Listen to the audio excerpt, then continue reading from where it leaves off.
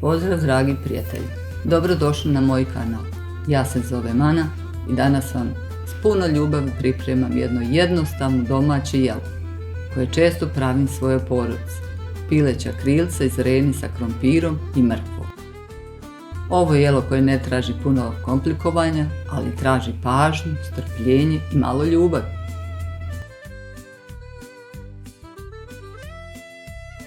Pa krećemo. Krilca sam pažljivo začinila solju, biberom, mljevenom crvenom paprikom, kurkumom, tamjanom i bosiljkom.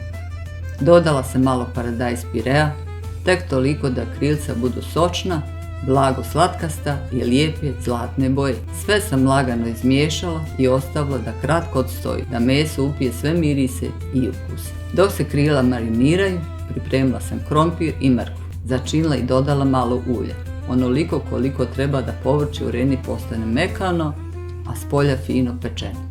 Zatim sam sve složila u tepsiju s posebnom pažnjom.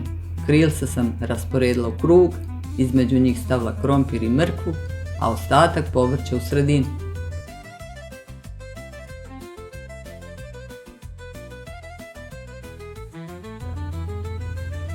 Volim kad jelo lijepo izgleda i prije pečenja, jer se toplina doma osjeti kroz detalje.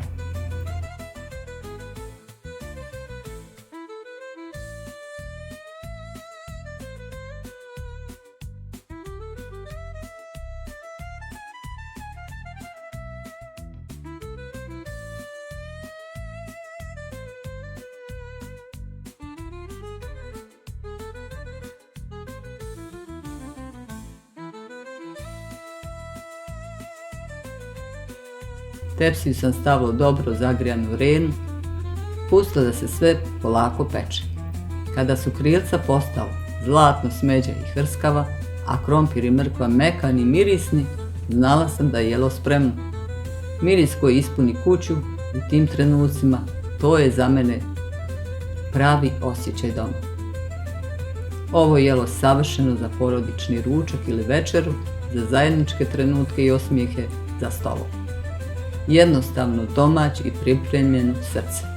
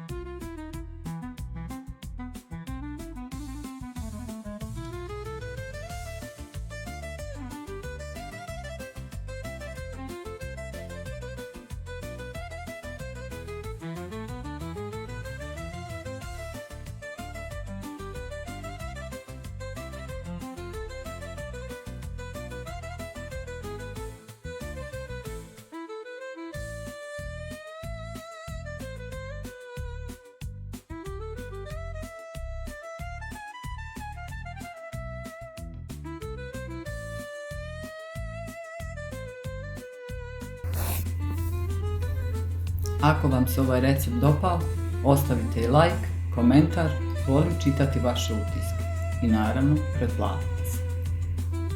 Hvala.